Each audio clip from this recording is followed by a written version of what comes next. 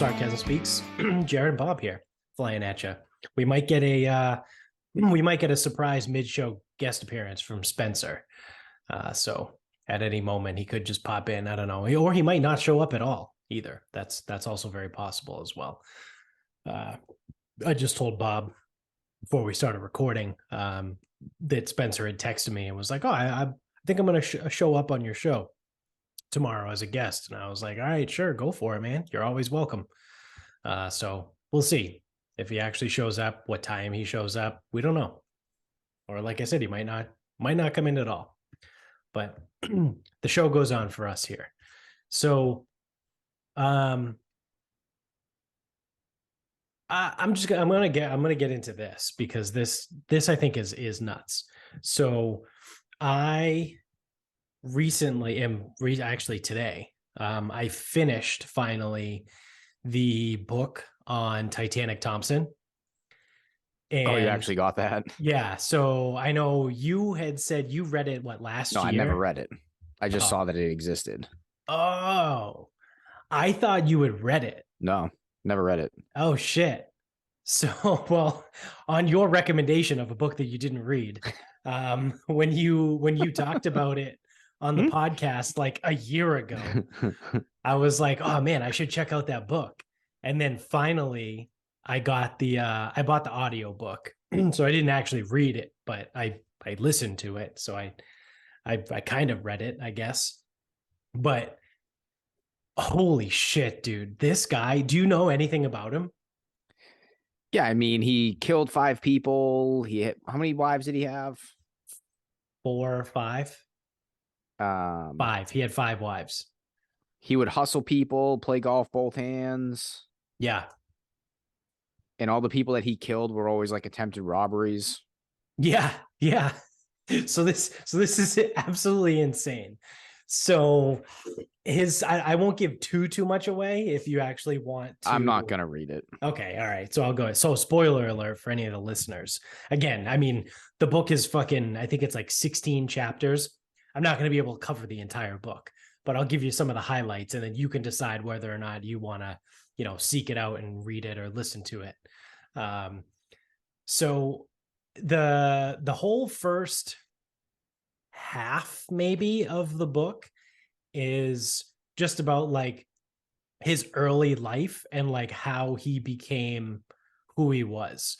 So one of my favorite fucking stories, which came in like the second chapter, is him as a kid. So he was born Alvin something. It was AC Thomas. So Alvin, we'll call him fucking Chris. I don't know.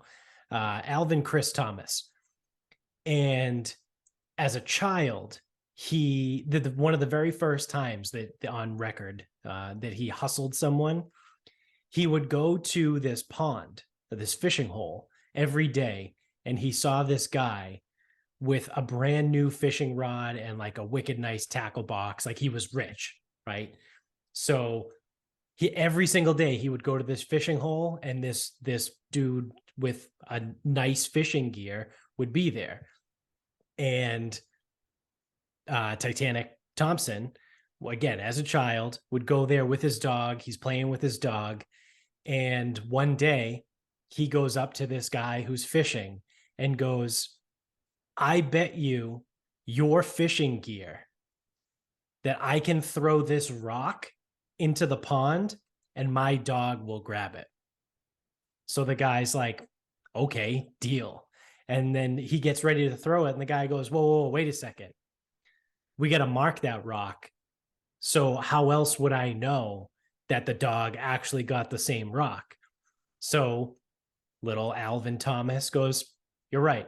So he takes out a knife and he scratches an X into the rock and he throws the rock into the pond and his dog runs in after it. And his dog swims down, goes down underneath, grabs the rock, comes back up, spits the rock out. The kid's got the rock with an X on it. And the fisherman goes, "Oh, that's a neat little trick. I can't believe your dog actually did that. You got a great dog with you," and starts to pack up his stuff and walk away. And the kid looks at him and goes, "Where are you going? We made a bet. and you lost. Your fishing gear is mine. And the guy just gives it to him and leaves. So then you learn that the day before, so he'd been going to this pond every single day, right? He watches this guy fishing with a really nice fishing gear, brand new rod, tackle box, whole thing, whatever. He wants it. So the day before, when the guy left, he spent like 10 hours at the pond fishing out rocks and carving an X into every single rock that he could find and throwing it into the pond. So then when he carved an X into the rock and threw it into the pond, his dog just went in and grabbed any rock. But he had been there for so long carving X's in the rocks that they all had fucking X's on them.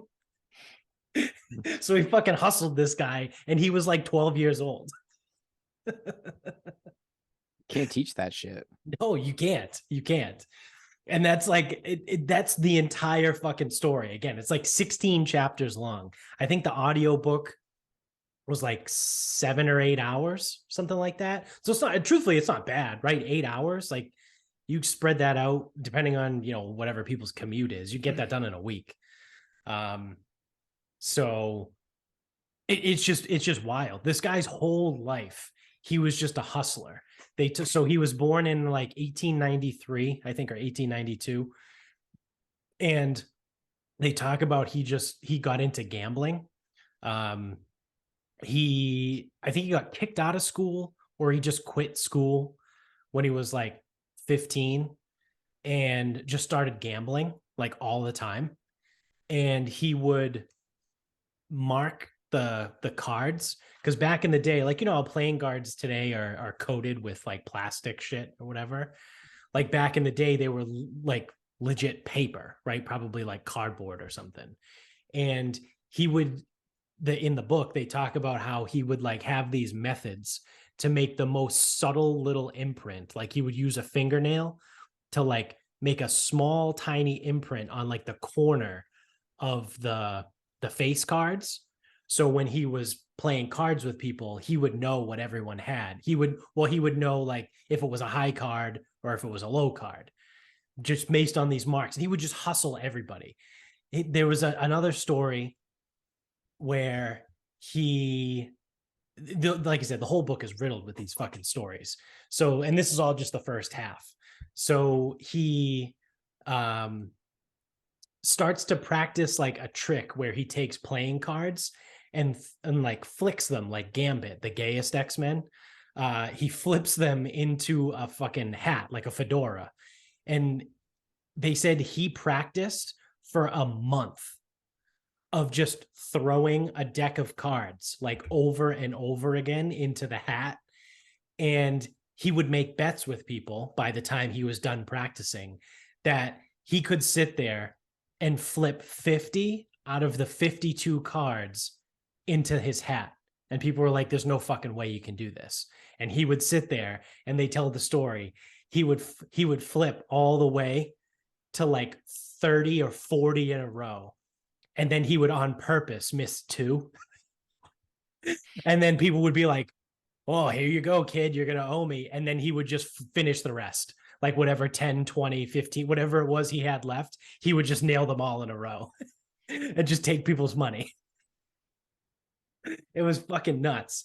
Like he was just a hustler. He was quite literally, like in every sense of the word, he was a hustler. It's so fucking great. They talk about how he got involved with is it Aaron Rothstein, who was the guy that financed the throwing of the 1919 World Series with the Chicago White Sox, the which thus known as the Chicago Black Sox scandal. He was like involved with that guy. He would like play poker with him. He hustled him a few times. Like he was running with Al Capone for a little while, like just like hanging out with him. Like it was nuts. So he traveled all over the country just gambling with people. And like as the story would go, like as he started to become too well known, he would just leave and just go somewhere else. And again, this is the early 1900s.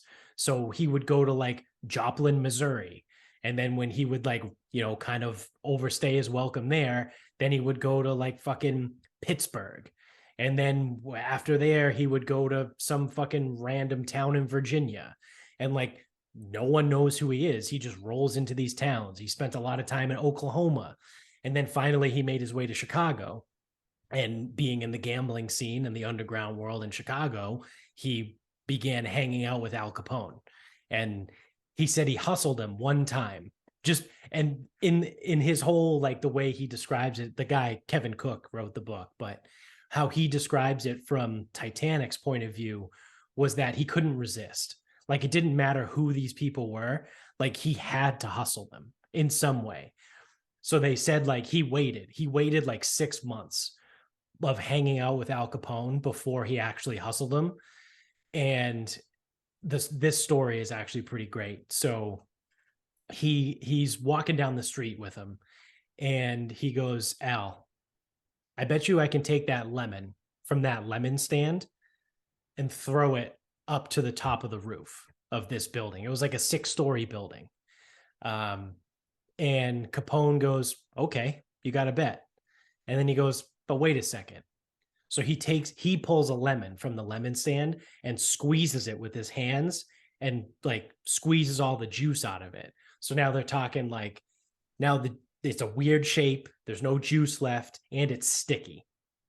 So what Titanic Thompson had done already was he went the day before and he filled one of the lemons with buckshot to make it heavier so he could throw it further.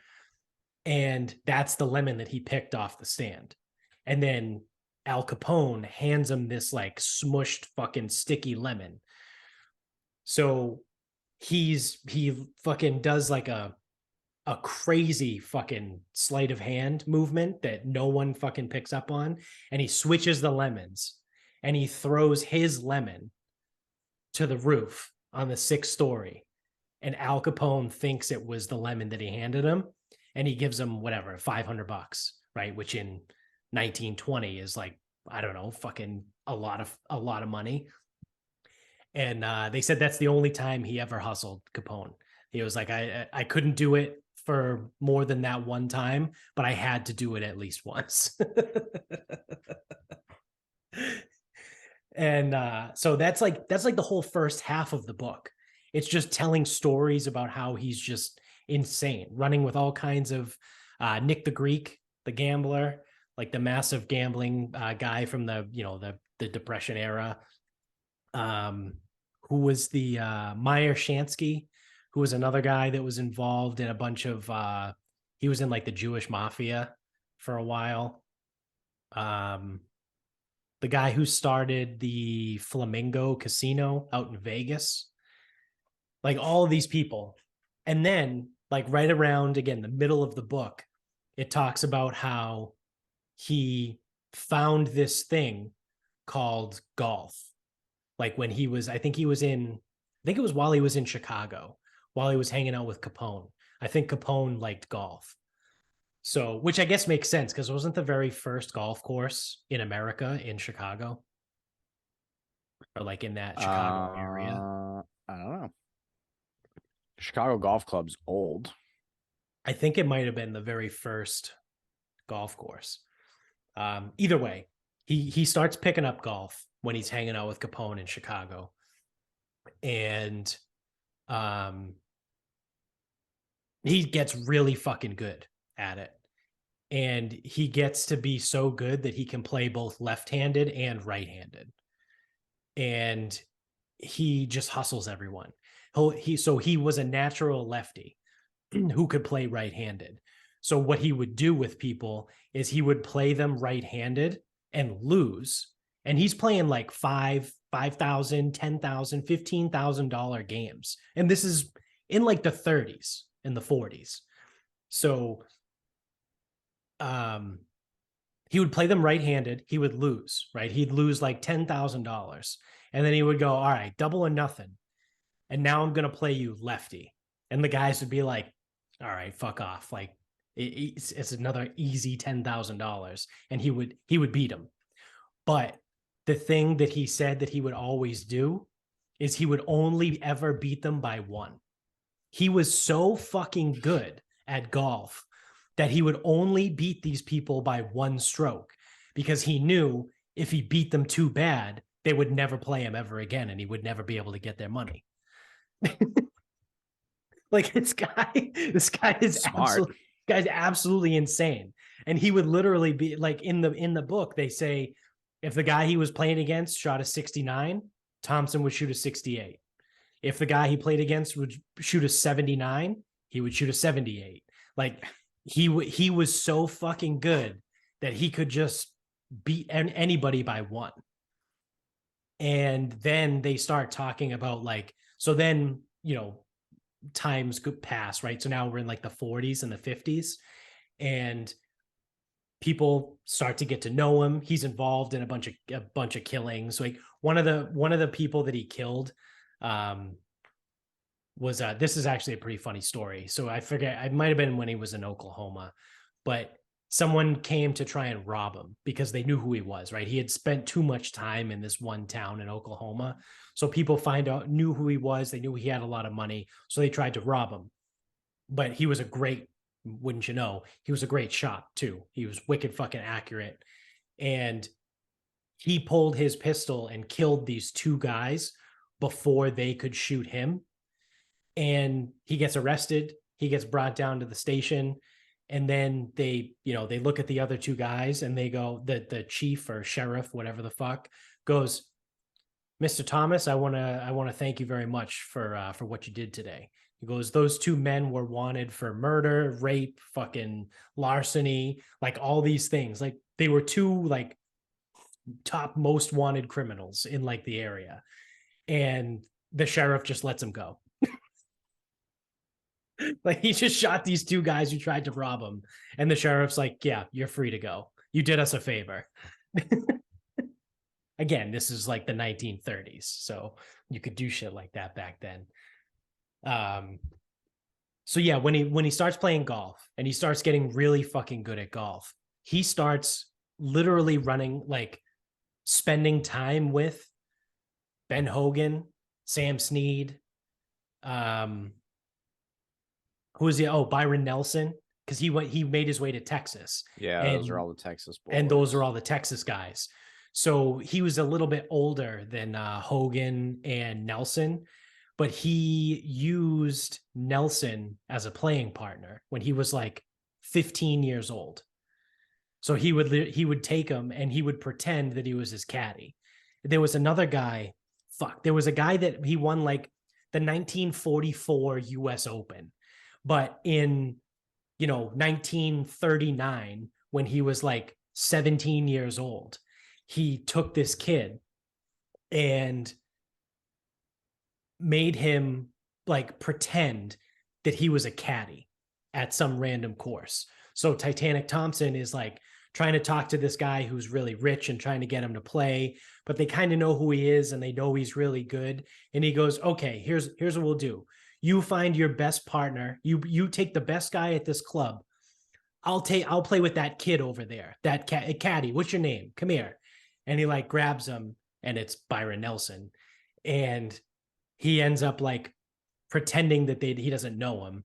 And Titanic Thompson and like 17-year-old Byron Nelson work these two guys for like $40,000.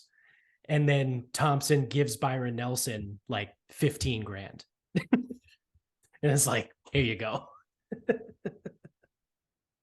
Like this, it's just like the wild shit. Like this guy, because then as he gets a little bit older, right? People start to know who he is because he's really good at golf. And I think it was Sam Snead that asked him, why don't you join the PGA Tour? And Titanic's answer was, well, I can make more money doing this than I can on the PGA Tour. And Snead was like, well, he wasn't wrong. He was making like 20, 30, 40, $50,000 per round because he was just playing with ridiculously rich people. He would go to these like exclusive country clubs and play with these people. If he was born Or I guess Michael Jordan would have had to have been born way earlier. Michael Jordan would probably be bankrupt to this dude because he wouldn't have been able to beat him, Yeah. and that would have pissed him off so much. Yeah. Yeah. Like the stories that are in this book are unfucking real. And so also too, as he gets older, he starts playing pool and he starts hustling people and he meets New York Fats, who in the Hustler movie is Minnesota Fats. And then you learn, like, I didn't actually know this, but I always thought Minnesota Fats was like the real person. But what happened is the movie The Hustler came out in like the 60s. I think it was 1961 actually. And one of the characters in the movie was called Minnesota Fats. And in real life, there was a guy known as New York Fats. So that guy sued the guy who made the movie for using his likeness, and there was this whole thing. Ended up getting thrown out in court because it was just a different name. But because of that, the guy then started becoming known as Minnesota Fats and then became super famous. So it ended up working out in his favor anyway. But so Minnesota Fats, the pool player, who is also the character in The Hustler, was originally known as New York Fats. But so he starts running around with that guy. He hustles everybody in pool. It's wild. Like his whole life is just absolutely insane. His whole thing was he never wanted to be a dad. So he would like get married to one of his wives. And then when the wife got pregnant, he was like, all right, you can choose the baby or me. And they were like, well, I'm going to keep the baby. So he was like, all right, I'm out of here. And he would just leave. Like he would leave he always said he would leave them a shoebox full of cash and just leave. Like so he hustled some dude in Indiana out of his farm. And then come to find out his farm had oil on it. It was in Evansville, Indiana, which apparently is really rich now.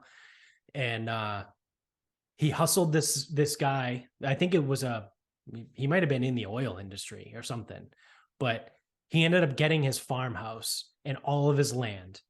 And they found oil on the land and he just became mega rich. He was making like $1,000 a week, again, in like the 40s and 50s. Off of this, they were just drilling oil all over his land.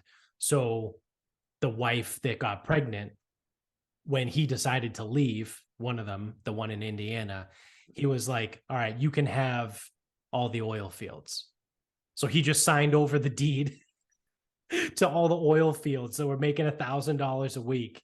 And he was like, yeah, I'm out of here. I'm going back to gambling on the road. He says in the book, he goes, I'm not an oil man and I never will be.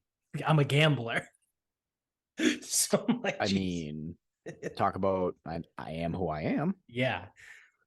It's a phenomenal book. It's a great listen, I guess, if you want to say how I did it, or a great read. But yeah, I would recommend it to anyone. If anyone was like, oh, I don't know, shouldn't I? You should get it. It's very enjoyable. Like I said, the whole book is just all stories and just wild stories.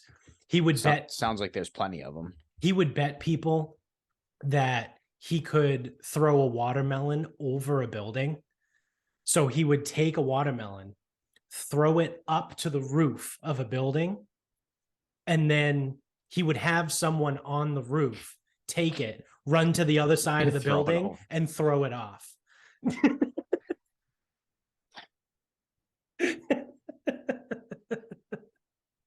Like it's just absolutely like insane shit.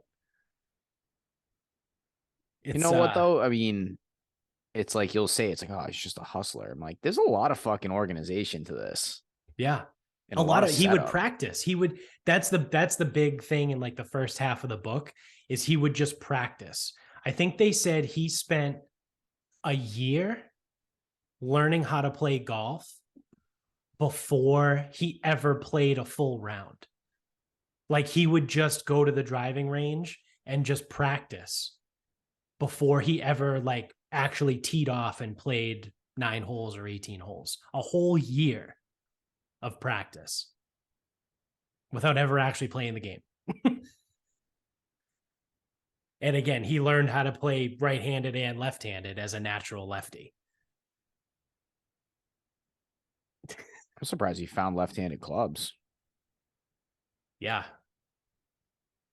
Must have had to go to Canada. That's where all the lefties are.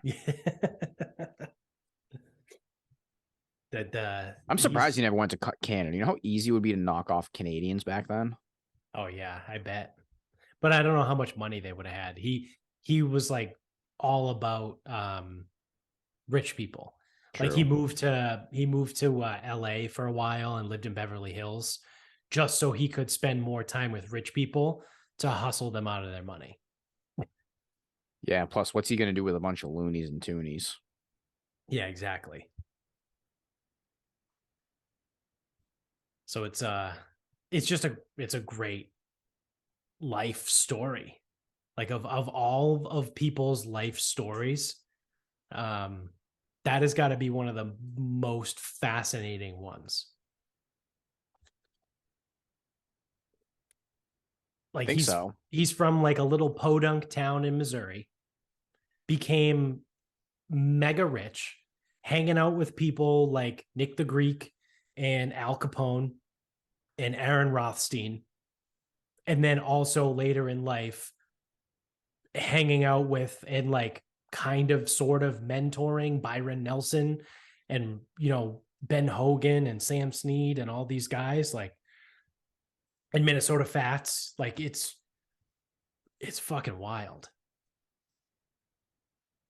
Doyle Brunson. Remember old Doyle Brunson? Poker player. Yeah. Yeah. He basically showed him how to hustle in poker. Like Titanic Thompson. So Titanic Thompson was like, I don't know, probably like 30 or 40 years older than Doyle Brunson. So when Doyle Brunson was like 18, he would work with him and like teach him how to play different ways to hustle in poker. This guy might be the world's biggest degenerate ever. Oh, without a doubt. Like there was because it's pool, it's poker, it's golf, it's all the gambling activities. There was one quote from someone in the book that said, if Titanic Thompson ever tries to make a bet with you, you say no, because despite whatever it is, he's not going to make the bet unless he knows he's going to win. Yeah. I mean, this shit was a lot easier back then too, but right. A lot of it was just like funny shit too. There was one of them, he told someone he bet them he could throw a pumpkin up on the roof of a building. He was always throwing shit on the roof. And someone's like, you can't throw a pumpkin. So he goes and grabs a little tiny pumpkin that's like the size of a softball and throws that. Because when you say pumpkin, you think like a big one. The big pumpkin. And he goes, no, this is a pumpkin. I'm just going to throw it up there. And he just throws it. Because that was the thing too. He was actually a great athlete. They talk about that too. He was like 6'2", like, I don't know, probably like 180 pounds back then, which is big. Right. So, and he was just insanely athletic. He had phenomenal hand-eye coordination. It was nuts. Like everything he did was just nuts.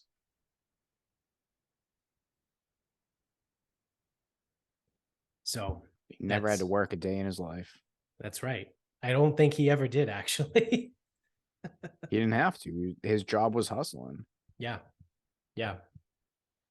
Now, the end of his life was kind of sad, but I won't ruin it. But I mean, he's a degenerate gambler, and he got old. So he ended up in a nursing home, basically. Fucking trying to hustle people out of their fucking pain pills and stuff. So trying to get extra cookies.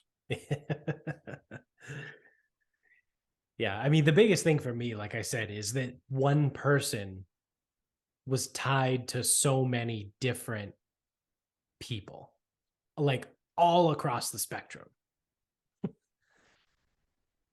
So kind of fucking nuts there.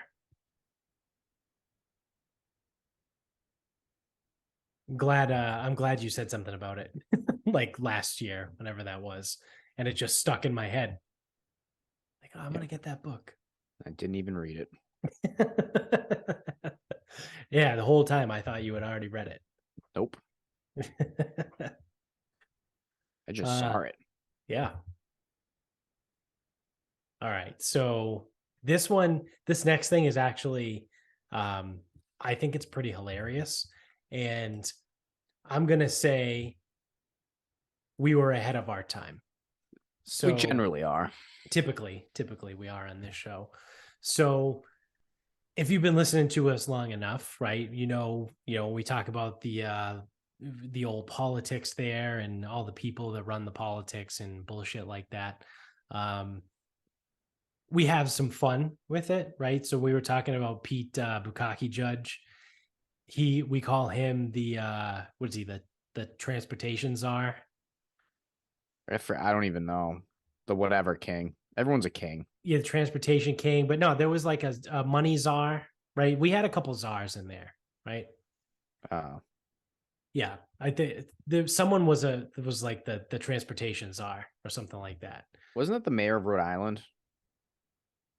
Yeah, mayor, governor, the governor of Rhode Island, and the mayor of the city of Rhode Island. It was the mayor of Boston. Ended up being the fucking commerce or labor union king, czar, whatever the fuck.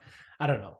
So we play around, right? We have these fun names. We call people czars of shit. Well, officially on the record, the United Kingdom has just appointed a free speech czar. This is 100% real. This is not fake news. The UK announced that the Prime Minister is going to appoint a free speech czar whose role will be responsible for ensuring universities don't censor academics or visiting speakers for controversial views, and will have powers to investigate universities suspected of censorship. Leading contender for this role is suspected to be a Cambridge philosophy professor who has spoken out against cancel culture. The UK PM campaigned on an anti-woke policy. On Monday, he also blocked a Scottish law allowing trans people to change their legal names without a medical diagnosis. So here we are. The United Kingdom. One, I think this is cool. I think it's a good idea, right? I'm interested to see where it goes. Yeah. Because especially the college thing, I mean, like, I don't really want to get into like the Scottish law or whatever. But especially like the college thing, because that's been like, obviously, I mean, it's super polarizing anyway, right? Right. Like college campuses. And everything is like so fucking liberal that to have like in a program, I guess it's a program, I don't know, or some level of assurance that you can't just block out everybody that disagrees with you. Right. Yeah. I mean, I think it's a good idea. I mean, because I like that part again, because if it's going to be a college, like, that should be a place where, you know, you do learn about different things, not just what the college decides that you can only learn. It's like in terms of point of view. I don't know. I mean, I also at the same time would just say, like, just fuck off. Yeah, you can just fuck off. So yeah, it's going to be interesting, like you said, to watch, kind of see how it's going to play out. I did not know this about the new PM, because I know the prime minister, they've had like 4 prime ministers in the last like year and a half. Because I think Boris Johnson stepped down and then got replaced with someone. and then they got kind of forced to step down, and that replacement only lasted for like a month, and then she stepped down, and now we have this guy. The fuck is happening over there? Yeah.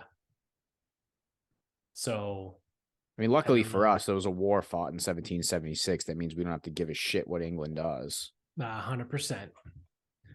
Same thing with their stupid fucking queen. Yeah. Well, now it's a king. Yeah, but the queen died. Like I was supposed to fucking care. Yeah. Yeah. Fuck out of here. Oh, she's the longest living fucking whatever. Doesn't matter. Yeah, it's like cool. Again, no one really gives a shit. We threw their tea in the harbor for a fucking reason. Yeah. Also, they're literally a figurehead. They don't actually do anything. They don't appoint anybody to office. They don't do anything.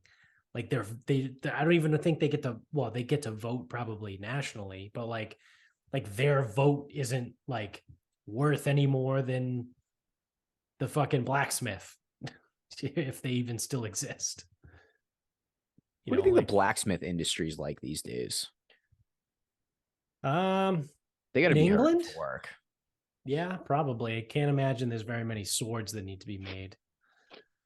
I mean, they probably it's probably one of those, like, it's been a consolidation thing.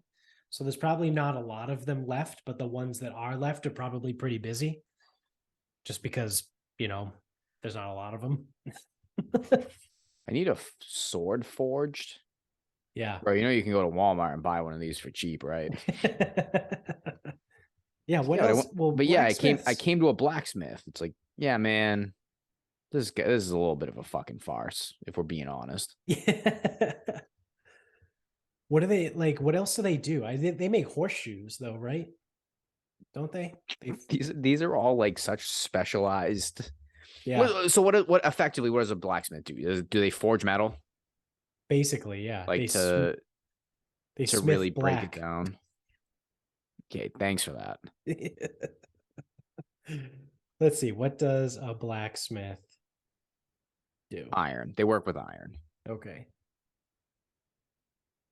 Yeah, I mean, are they the ones making like my cast iron pans? Potentially.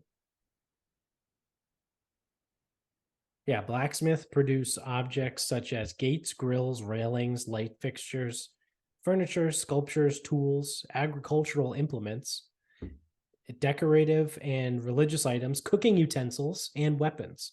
So yeah, maybe they do make the pans, the cast iron pans. What's another one? Can you make me a cast iron pan? Hey man, they're $20 at Target. It'd be a lot easier if you just went there. You can literally go to Bass Pro Shop and get one for fucking $20, and you can get like 6 different sizes. Like, I'm gonna charge you out the ass for this. Yeah. Are you sure you really want this from me? Oh, I always thought it would be cool to get something from a blacksmith. Hey man, it's not the 1800s anymore. It's like, this isn't that cool. Oh wow, I didn't know this.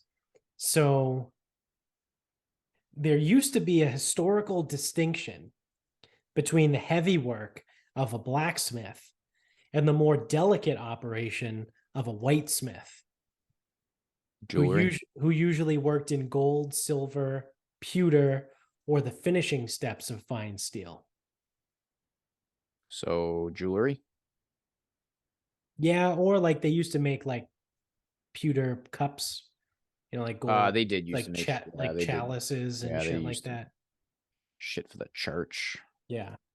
So the whitesmith was like kind of a bitchy blacksmith, right? Like, you think about a blacksmith, you think about like kind of a badass, like kind of like fucking, I would imagine like mechanic hands that are just thick, yeah, man, they're like sausage fingers. They're forging shit from fucking iron. Yeah, it's like metal and molten and hammers. And you think the whitesmiths used to get made fun of all the time? Probably had to. Like, I wonder if that was like you were almost kind of ashamed. Be like, oh, what do you do? Oh, I work with I work in a forge. Oh, you're a blacksmith? Okay. Yeah, okay. Make me another ring or a fucking cup, you pussy. Yeah. Let me see those hands. Those don't look like the hands of a blacksmith. Yeah, let me You guess. You must got to be a use whitesmith. tweezers today, huh? Yeah. Oh, make sure all your shit's buffed out. Enjoy your finishing work while the blacksmith is over there fucking hammering iron. You're like, oh, I gotta melt down this gold bullion so I can make someone a wedding ring.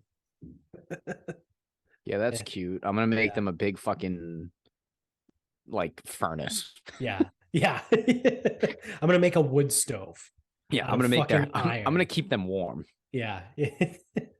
Or like, I'm gonna make a long sword so they can fucking kill you. Yeah, so they can stab someone with it, or maybe chop someone's head off. Yeah. Yeah, good luck with your jewelry though. Yeah, that's fun. And hope you have a good future with that. That's funny. I didn't know that there was a difference. Now you know. There's a blacksmith and a whitesmith. Racist. Racist. Well, is it though? Because the whitesmith is kind of a bitch. The blacksmith is cool. Racist. Is it still racist? You're picking color. Smithing is racist. Forging, smithing. Is that what it's called? I don't know. Well, forging is making things out of metal. Yeah. So I guess that's what they do. They forge. Well, they do it out of iron, I believe. Yeah. I believe blacksmiths got to do it out of iron. That's what makes it black. You know, as a moderate historian that I am. Yeah. Just, I dabble here and there. It's a hobby of mine. Yeah. So yeah, free speech. All right. Anyway, in the UK. Away from blacksmith. Yeah. It's gonna come back. But I do think. Did it ever go? Oh yeah. In England? Oh yeah. Oh. They're like up there with Canada as far as like not being able to like say certain words. Oh. Like I think Canada's probably worse, but the UK got pretty bad. Well, the Queen does need to tell them what to do. This is true. So I didn't know that. They're gonna be waiting around for her instruction for a little while. I didn't know that. Get many answers. Yeah. I mean, I mean, like our country's stupid enough. I don't need to know what another country is stupidly doing. Yeah. So forgive me for not paying attention to fucking England.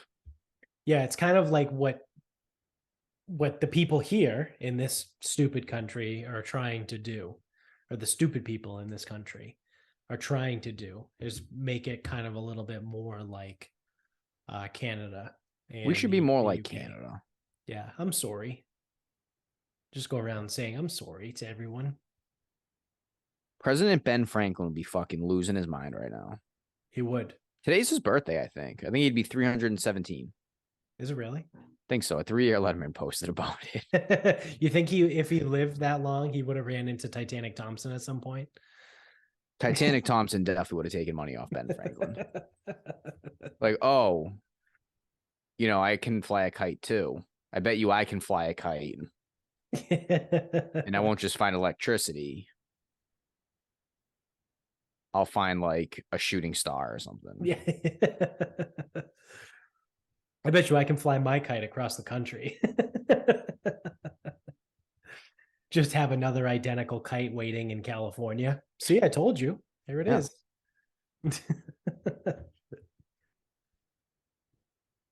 Well, speaking of flying, actually, this is kind of interesting here. So the FAA shut down all flights last Wednesday, a week ago. Yep. No, not today. Today's Tuesday. But last Wednesday, they shut down all flights for like 6 hours or something like that. Because the computer wasn't working? Was that day? Allegedly. Well, I mean, that's what they said. Why would they lie to you? Yeah. Why would the government lie, right?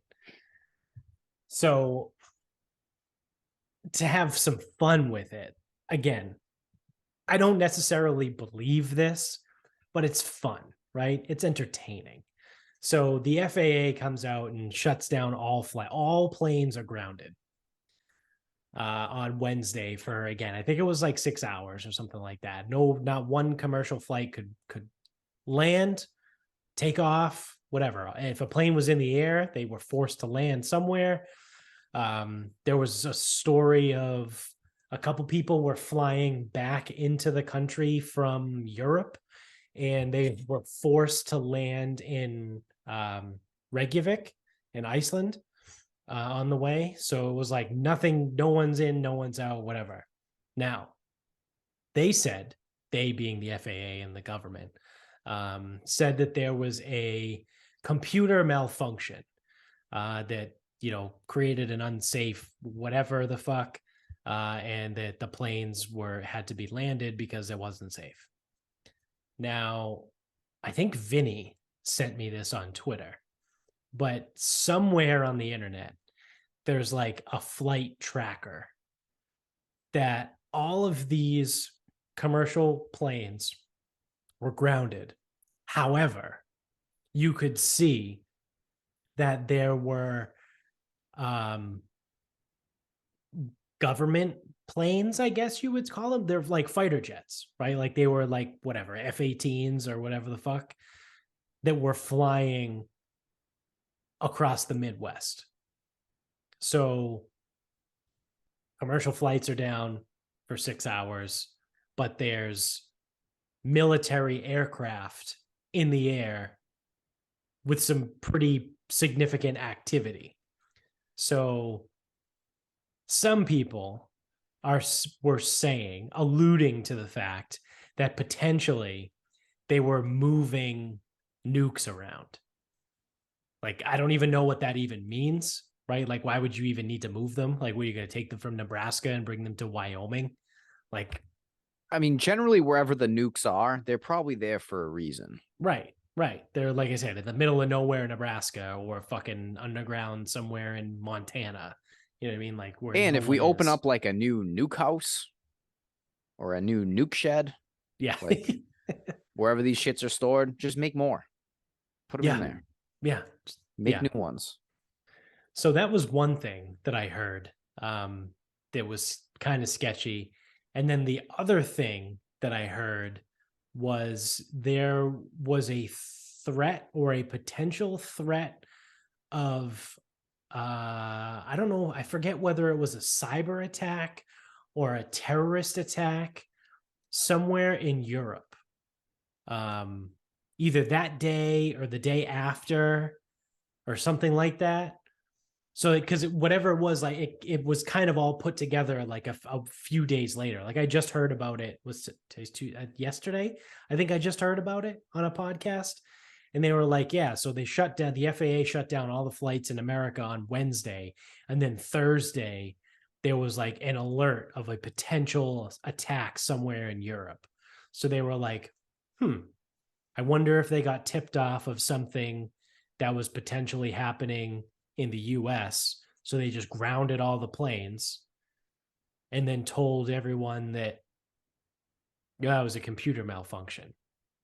But really, there was like a credible threat somewhere of a terrorist attack or a cyber attack or something, So again, those are two different theories on the same thing, which kind of goes to show you that like some of these theories are probably dumb and aren't actually true. Yeah, they're not moving. You can have the same event and have 6 different explanations of what was actually happening. So let's do this. So say you're the nuke king. Yes. And you have to move the nukes. I want to be a czar. Can I be a czar? No. You haven't earned it.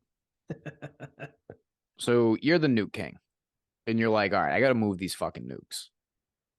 But like something I really don't want to happen. I really don't want anyone to find out that I'm moving nukes. So you're sitting there and you're like, I got to move these things. I don't want anybody to find out. Would you shut down all commercial airlines, or would you just move the nukes? Because I would just move them. Because if I'm trying to move these things in secret, and I don't know why it's a secret, I would keep everything business as usual, status fucking quo. Like, Right. we'll just fucking move them. Right. So that is the dumbest one out of any reason why. Like, if we're not going to believe that it was a legitimate computer issue, because I'm not actually ruling that out, just because of how many people are like, well, that's just what they're telling us. I'm like, Right. maybe it was a fucking computer issue. I have computer issues every fucking day. So whatever. I think them moving nukes over the fucking Midwest, dumbest one. Yeah.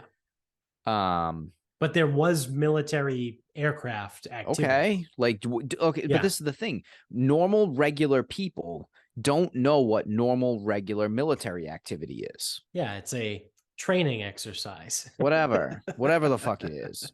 No one knows what.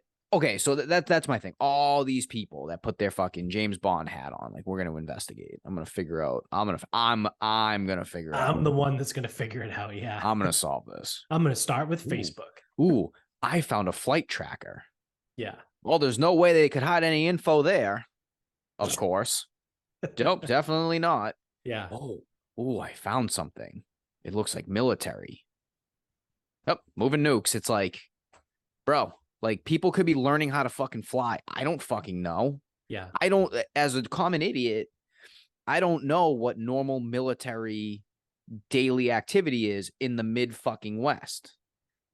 Right. And I would know also imagine that military aircraft probably have nothing to do with the FAA and fucking, you know what I mean? Like, they probably check in, but like, they don't fall under the same guidelines. They have their own military I'm flight sure system. they take precedence over the FAA. If they call and go, ground everything, the FAA is probably grounding everything. Right. Now, again, I don't trust that the people who are coming up with these theories know what regular military activity is via plane in the Midwest. Could be plentiful, could be fucking nothing. Yeah. What the fuck do these people know? They don't. So therefore, we're moving nukes. Yep, got it. Perfect. Now,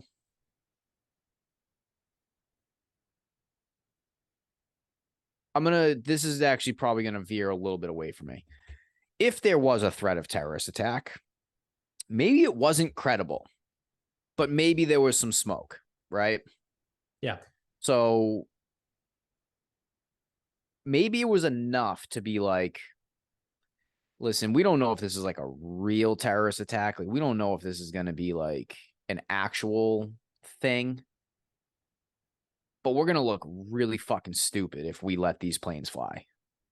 Like, it's like, hey, it's not legitimate, but in the case that it is, like, we're going to have a fucking sticky situation on our hands. Yeah. So let's just fucking ground things and let's not create mass hysteria. And I blame the people for that. People are going to want to blame the government. They should tell us. They should tell us if there's a threat. No, you people can't handle it. No, because the truth is there's a threat every single day. Every day. Like, that's a legitimate thing. Like, every single day, the president gets handed a folder from the CIA that outlines all of the credible threats that have now made it to the president. Never mind like the non-credible ones. Like, here you go. Here's, the top 15 threats, and here's the likelihood of them actually happening. Literally every single day. And that's the thing. If it's not, like, there's going to be a time where there will be an actual, real, like, imminent threat of terror attack. And they'll probably let us know. Because it may involve, like, if they catch it ahead of time, it may involve like a lockdown or a shelter in place. Like, I would not doubt if something like that comes down the pipeline. I don't know when. But you want to talk about, and I mean fucking imminent threat. Right. People, if it's like 20% or less, like, likelihood, you can't just like spout that off. The people can't handle it. They're too stupid. Right. Right. Like, I don't fucking care because, like, if someone's like, oh, we're going to get bombed. Well, when I see the fucking thing whistling its way down, I'll fucking do something. Actually, no, I won't because it's too late at that point. Yeah. But like, what? Like, that's the thing is like, what am I supposed to do? Right. Like, if there is a threat, like, if someone's gonna blow me up, like, they're gonna blow me up. Like, there's nothing I can do. But also, we're not lucky enough to actually be affected. So there's because that. one, Boston isn't a major city. So No, it doesn't do enough damage. Sorry to fucking, disappoint all the people that live around here that are like, "Oh, what do you mean? Come on, Boston's awesome." No, the truth of the matter is Boston's not big enough really to be a target. It also kind of sucks. Yeah, they would go for New York or DC before they would go to Boston. Probably even go for Philly. Yeah. Jersey. So, yeah. Like, well, I guess if you get New York City, you get Jersey too. Right. So, I mean, Boston certainly would be on the list of East Coast, but like, it's barely top 5, if not just outside the top 5. Like, you're not. It's just not a fucking a target, right? And then outside of that, even if it was, we live far enough away that like we're still not even affected. Like, I live 40 miles outside of Boston. Like, if anything were to ever happen and Boston were to get blown up, like, I'm fine. I'm literally 40 miles away. Like, there could be a massive fucking nuke dropped on the city, and I think the furthest it spreads is like 12 miles. Hey. Maybe. I'm 12 miles from the north end. So you're probably like right on the edge. I'm in the splash zone. Yeah. But that's if it's like a huge one. I think a regular, regular nuclear bomb is only like 5 to 7 miles radius. But I think they can get up to like a 12-mile radius. So, it's like, all right, cool, whatever. I'll be down here in the part of the world that no one gives a fuck about because I'm 40 miles away from Boston and I'm 35 miles away from Providence. So, like, what do they want with Providence? Cool. Yeah, the Providence isn't even in the top 20. That's even more useless than Boston. Yeah. So, what do you mean? It's in the greater Boston area. Yeah. Right up there with Connecticut. Yeah. In New Hampshire. Yeah, the greater Boston area fucking spans like 2 hours. Yeah. From Worcester to New Hampshire to Rhode Island. 3 states. 3 different states are in the greater Boston area. So yeah, that's what I mean. Like, I'm fine. Yeah, so I assume a lot of people are like, well, if there's a terrorist attack, they should tell us. Or if there's a threat of terror, they should tell us. And I'm sitting here like, nah. The general person's too stupid to handle such info. Yeah, there would be mass panic. Should they be transparent? They should, but like I said, the citizens have dictated that they cannot handle such things. Right. Therefore, keep it to yourself until you fucking can't. Right. That's the funny thing. You know what I just thought of too is like, if you did that across the entire country, there would be like hysteria. So there would be people in, to use a callback here, Evansville, Indiana, where Titanic Thompson once lived. People would be freaking out, being like, oh my God, there's going to be a terrorist attack. I can guarantee you all of the money that Titanic Thompson wagered in his entire lifetime that Evansville, Indiana will not be a target. No, they would, if they received any damage, it would be a fucking accident. Exactly. But like, that's the thing, right? Like, you're going to have people in like backwoods Kentucky flipping out, going to Walmart, trying to buy all this stuff. It's like, dude, you guys are fine. Like, there's literally nothing for you guys to worry about. Like, yes, please acknowledge how irrelevant your existence is. So yeah, exactly. To your point, like, that's why. Imagine, I was going to say, imagine the people in North Dakota, but you know what? I know nothing really about North Dakota. Well, it doesn't exist. I feel like they're the type of people that live there that are pretty self-aware. Like, if you're going to live in North Dakota, you're going to be self-aware. You got to know, like, Yeah, we're not in trouble here. It's You know only what I mean? military bases. Yeah, yeah. Like They're you good. gotta That's where the know. nukes are. Yeah, well, yeah. Or even like South Dakota, North Dakota, South Dakota. Like if you live in that part of the world, in that part of the country, and there's ever like a imminent terrorist threat, you got to just sit back and be like, they ain't coming here. No Yeah. one gives a fuck about South Dakota. Yeah, no, we're good. What's a terrorist attack in South Dakota going to do? Hurt tens of people? Yeah. Oh, they're gonna kill so many buffalo. Yeah, like the natives will be great. The natives will be so happy. It's like, Yeah. fuck, hunting season just got done for us. Well, we don't have to chase them off a cliff and go get them at the bottom today. uh, so yeah, it's just people are just dumb. People are dumb everywhere, really. Like I said, except for the Dakotas. I feel like they're a self-aware folk. Probably Idaho, Montana too. like Idaho, that whole yeah. area. I don't know what we want to call that. That's not the Great Plains, is it? The Dakotas is plains, I think. Yeah. Well, that would be like more like Dakotas, Oklahoma. I don't know what that is, like west, because it's not quite Pacific Northwest. Yeah. Like what is Montana? Like what is that considered? Like Montana, Idaho, Wyoming. Like those three I don't know. states. Like what Do is they have a? that? Are they like really like a part of the world? They're kind of like their own thing. Now I don't know about Wyoming, but the other two, I'm starting to think that they're fucking hiding trade secrets from us. I know for sure they're hiding trade secrets. Fucking cowboys and shit. Yeah. Because apparently the like Because the it neck of Idaho is like the most beautiful fucking place in the world. it's literally because it's not the Rocky Mountains, it's Nope. not the Great Plains. Nope. Uh, Mountain West. Yeah, the Mountain West Conference. I mean, that's the only thing I'm like seeing. Yeah. What is let's see, what is the region? Montana. What region is Montana in? Yeah, it says it is a state in the Mountain West Division Yeah. of the Western United States. Huh. That's interesting. So yeah, it's apparently called the Mountain West region. And they give Idaho to the Pacific Northwest. They're probably pissed about that.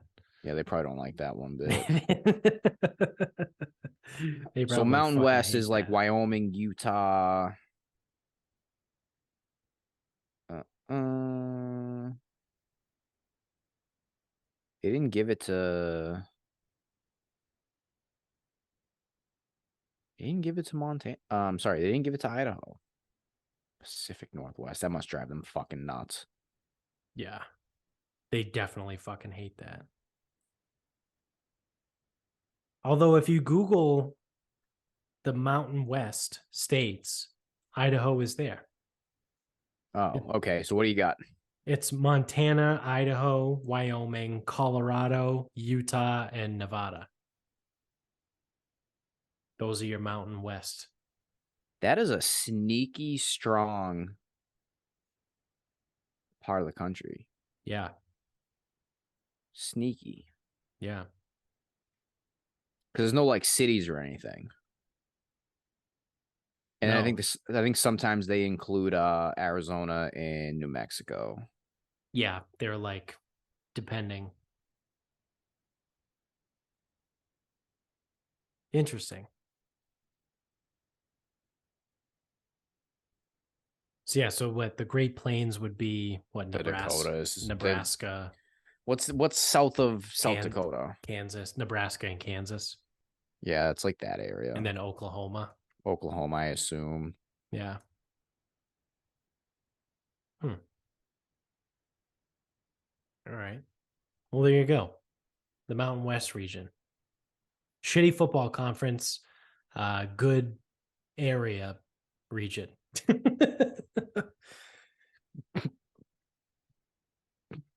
Good area region. Yeah. It's good to look at stuff. It looks cool. I would play the fuck out of golf in that area. Oh yeah. But I mean, also, so like now we're kind of getting into like a little tough spot. Like, can you even fly to these places? Well, yeah, that's one of those Like where it's like abandoned dune situation where you fly in and you got to drive 3 hours just to get to fucking where you want anywhere? to go. Yeah. Or you got to like fly in somewhere and then hop in a helicopter in order to get somewhere. I'd fucking hop in the helicopter. I've never been in one. I haven't either. So you want to wrap this bitch up?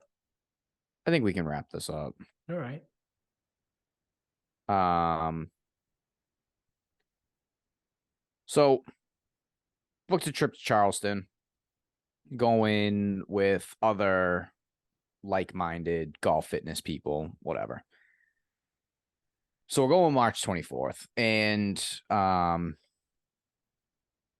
going. It's like an event thing, like it's something that's been almost like 4 years in the making. Because the way like the group was like started was like something we were gonna do virtually, and then at the conferences or the summits, we would meet and do dinner around a golf or like whatever.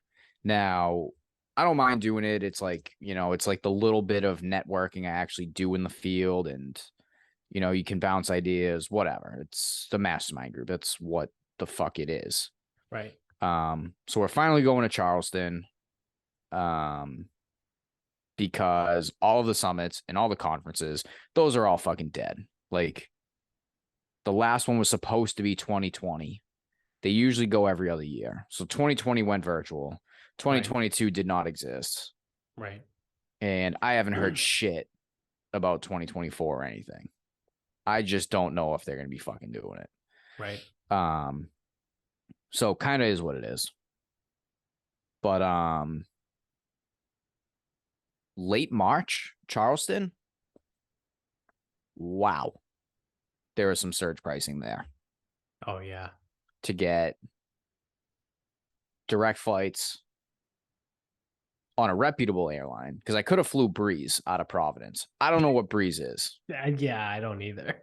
So, well, okay. So I looked into it because I'm like, I don't know. It's cheap enough that it might be fucking worth it. Like short flight. What the fuck do I really care? Yeah. So Breeze is a low cost operator.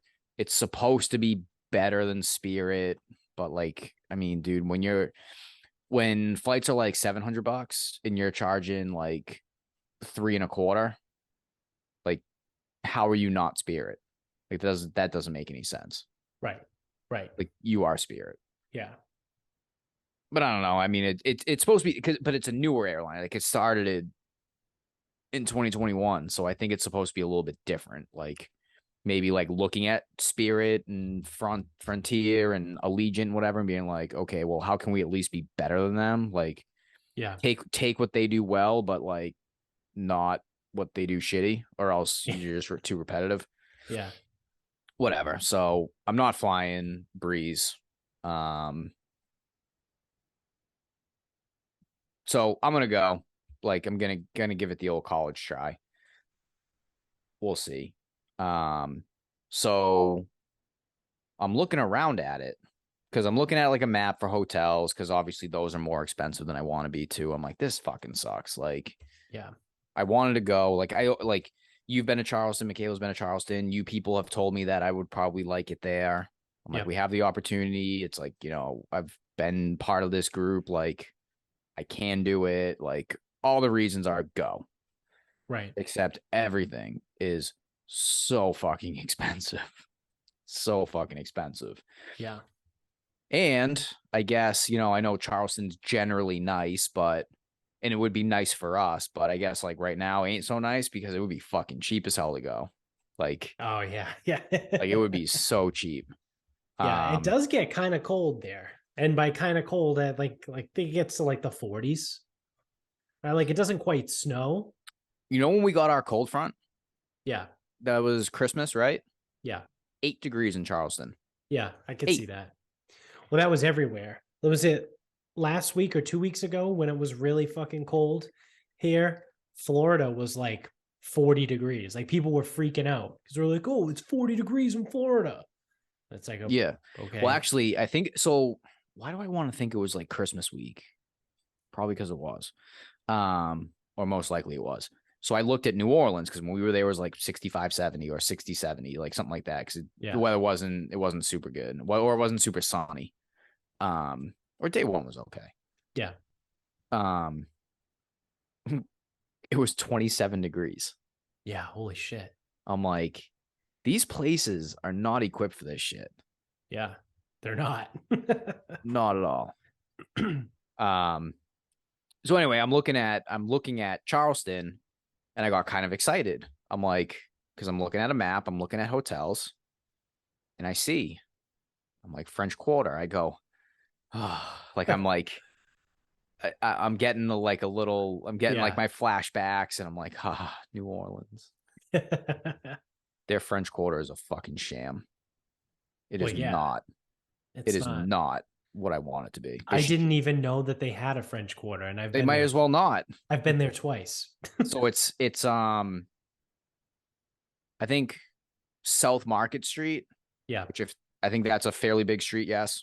Yeah, it's the main street. There's two. Yeah. There's Market Street King and Market King Street. Yeah. Yeah. So those you take King all the way down. Market runs the other way. You go just south of South Market Street, which got to be like right there. Mm-hmm. And then it's like it's a few blocks. It's nothing. Yeah. But I got real excited. Down past the College of Charleston. Is College of Charleston over by Mount Pleasant? No. It's on the other side of the it's like in the river. Heart. It's in the heart of Charleston. I don't know what that is. So you know, it's like okay. It's like Market Street. Okay, yeah. So then it's probably just south of that, if not directly in it. So you know how Charleston comes down, makes like one loop. Yep. And Mount Pleasant's the bridge across, makes like another loop. Yeah. It's in that like bottom quarter of the loop, like below where you would take the bridge to go across to Mount Pleasant. Okay. So it's a little further up than College of Charleston.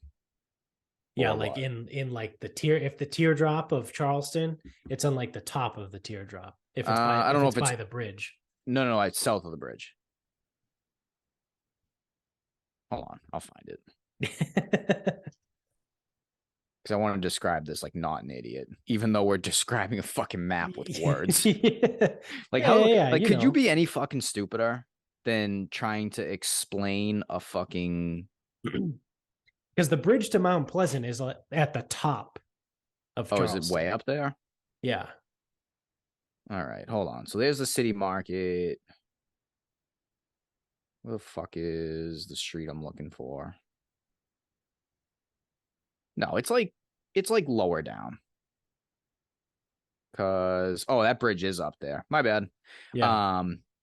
Oh, you know why? Because I looked straight across from like Mount Pleasant, like where it like they don't run parallel, it comes like straight across from there.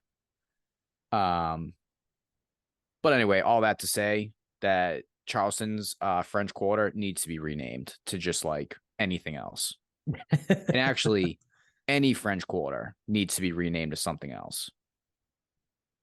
Because for 30 seconds, I had false hope that I was going to be walking into something like that. And I already know what's going to happen. I'm going to wander down there and be like, oh, well, I am here. I may as well take a look. And like, well, yep, nope, this sucked the way I thought it did. I mean, that part of Charleston is pretty cool because it's right on the water. There's that fucking giant pineapple thing that everyone takes a picture in front of is over there. Do I have to sit on it? What giant pineapple? There's a giant pineapple. It's like a bronze pineapple in Charleston. It's like right on the water, but it's like right there. There's a cool restaurant that's over there. I forget the name of it, but I'm gonna go sit on it at 4:00. They they like, they go out and catch fish and then they cook the fish fresh like that day. Sounds nice. Yeah. Fleet Landing. That might be it. Yeah, so that's the Charleston French Quarter. Yeah, I know. That's why I was. Oh, okay. That's Yeah, what I said. I it's go in there. the pineapple's right there, and Fleet It's like Landing is right there. 3 blocks. Yeah, yeah. But yeah, I mean, if you walk around there, you'll see it. It looks like New Orleans and Savannah. Like Looks, it looks like, you know what I not mean? It's got is. like the second floor has like the Balconies, wrought the wrought iron iron, all that balconies. shit. Yeah, made by a blacksmith, not a Col- whitesmith. Cobblestone roads and shit. Yeah, yeah. Yeah, I mean, I'll probably end up wandering in just so I can fucking walk around and be like, this is a fucking fraud. I'm gonna go to a new place just so I can fucking hate a section of it. So, other than that, though, it should be all right. how long are you going for? Just a couple days. Fly in Friday.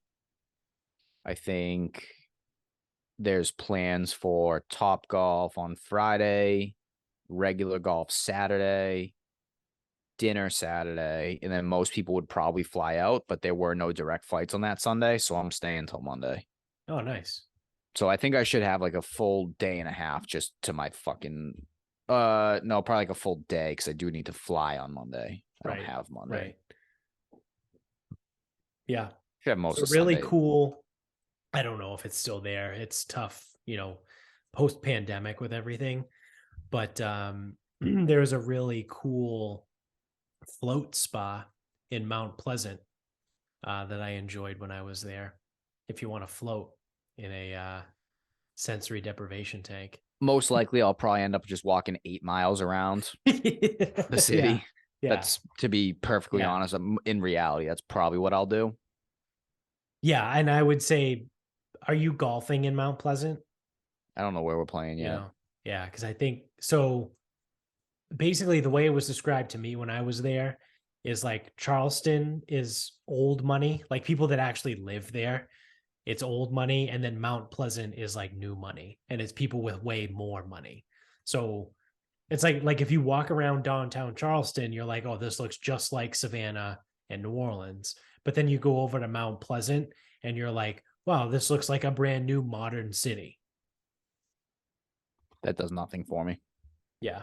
But what I actually could do, because if I'm going to play, it depends on where we're playing, like as a group. Because if I can rent clubs, I'm not gonna bring mine. But if I can't rent them, then I'm gonna have to bring them with me and check them. Yeah. And if I'm checking fucking clubs, I may as well just book another tee time. Yeah, you might as well. Like, make it fucking worth my time and fucking hassle. James Island is really cool. If you end up not playing golf on Saturday in James Island, I would say try and look for one on that other day that you have. So James Island is south of Charleston. We'll see. That place is known for I didn't make it there when I went to Charleston, but everyone said like, oh, if you want like cool views, like you got to go to James Island. So like, again, Charleston is like the old fucking southern city. Mount Pleasant is like new fun shit to do where all the young, like, a bunch of young people. And then James Island is like, they have a ton of beaches. Like they have like, everything is like waterfront. I think the Country Club of Charleston, I think, is in Jamestown, which might be private. That might be private. But I don't know. I could just try to find the Muni too. That's supposed to be like a fucking tricked out fucking roller coaster of a course. Yeah, you know what's funny though? Like, and I found this when I was in Portsmouth for the wedding. And it's like, I don't know if I have like super ADD or whatever, but like views almost do nothing for me. It's like, just put me in the city and just like let me like look around there where everything changes every fucking 7 steps. Yeah. So it's like, oh, look at that. I won't go there, but look at it. It's like, oh, look at that. Like in Portsmouth, oh, look, a German coffee shop. That's like really cool. It's like, are you going to go in? Well, no, but that's like really cool. Yeah. And And it's like, I can tell you, it's like, oh, there's some German coffee shop. I didn't get a chance to go. It's like, oh, Yeah. man, maybe next Yeah. time. Yeah, maybe next time, man. Yeah. It was like me with James Island. Like I didn't actually go, but Yeah. I talked to like 3 or 4 people while I was down there that was like, oh, you have to go. You have to get over there. That's what I mean, though. It's like, if I'm going to play golf like another time, uh, I guess it would have to be Sunday. And then it's like, I'm not going to have time to really actually do much else if I play again. Right. Right. Yeah, but then that's again, true. it's like, again, how many laps can I do in the city? A lot of steps. Yeah. It's a lot of steps. So who knows? I don't have a real itinerary yet, but yeah, that'll be fun. I think you'll enjoy it. It's a good spot. So my final thought, as we were talking about the Mountain West region and all that shit, Amy and I started watching Yellowstone. So I want to give a shout out to Jones, friend of the show. He gave me his Peacock login so I could use the Peacock to watch Yellowstone. So funny, because funny story, I signed up for a free trial of Yellowstone, like, I don't know, 2 months ago. So Amy and I started watching Yellowstone when I had the free trial, but we only made it through like 3 or 4 episodes. And then my free trial was up. I think I only got it for like a week or 2 weeks or something. And I never renewed it because I was like, I'm not paying $8 a month, like for another fucking streaming service. So Jones was like, oh, I have Peacock. You can just use my login. So I have been using it, and we started watching Yellowstone. Again, we restarted, and we are like almost halfway through the second season now. Holy shit. This is a great show. Like, I know like everyone always talked about it, and it was the most popular show on TV, and everyone shits their pants over Yellowstone. Like, oh my God, it's so great. It's awesome. It's actually pretty fucking good. Like I'm the first one to be like, yeah, I don't know, right? Like, yeah, I'm a little skeptical going into this. Like, I'm sure it'll be fine. But Kevin Costner's good. Like, whatever, it's fine. It's really fucking good. So, tip of the cap to Taylor Sheridan and that, because now they have spin-off series. Like they have what they do first, 1883, and then they did 1923.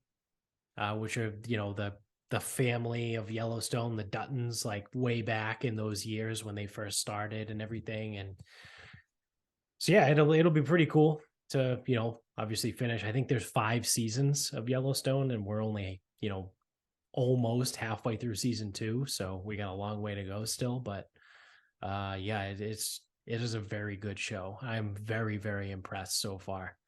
So hopefully it stays that way.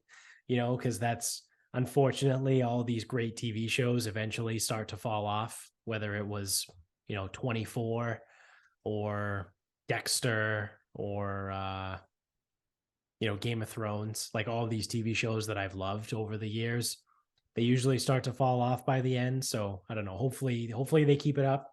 But like I said, the first season and 4 episodes are amazing. So I'm probably late to the game. There's probably plenty of people listening to this being like, yeah, you fucking no shit. Hey, yeah, thanks you for the fucking recommendation. moron. I've Yeah. only been hearing about that for the last year and a half. Yeah, the show's only been on since fucking 2018. Yeah, you're late to the fucking party, you moron. Which, fine, whatever. You're not wrong. But if you haven't watched Yellowstone yet, I would say it's probably worth your time. It's pretty good. Again, if you have access to Peacock. If you're like me and you didn't want to pay $8 a month just for another streaming service with the ones that we already spend money on, then don't.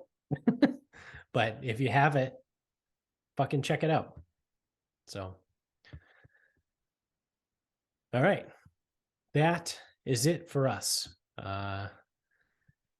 We're gonna sign off. I was just thinking it's a good thing that no one else did show up, because the new like border thing that I have set up, I only have it for 2 people. I haven't built one for 3 people yet. Jeez. So I would have to like edit that. What are you waiting for? Yeah, I know. So yeah, hopefully you're still enjoying this. You can take a look around the border here, and you can see where you can find us on social media, which, if you're an audio guy, I'll tell you, if you're not using YouTube. So you can get us on Instagram at Sarcasm Speaks Pod. We're on Twitter at Sarcasm_speaks. Facebook page is Sarcasm Speaks. You can go to the website, sarcasmspeaks.com. Then you can go to our merch store, which is a little bit different than our website, but it's there. Then you can buy anything you want with our logo on it. Also, don't forget to like, rate, subscribe, review wherever you're at, whatever you do. Tell everybody you know about the show. Thank you to mybookie.com. Use the promo code SarcasmPod when you sign up to double your first deposit up to $1,000. And you can use that same promo code SarcasmPod when you check out with grillyourassoff.com, the best goddamn fucking food accoutrement website store in the entire world, for 15% off your entire order. Again, SarcasmPod, grillyourassoff.com, get you 15% off every single time you check out. So until next time.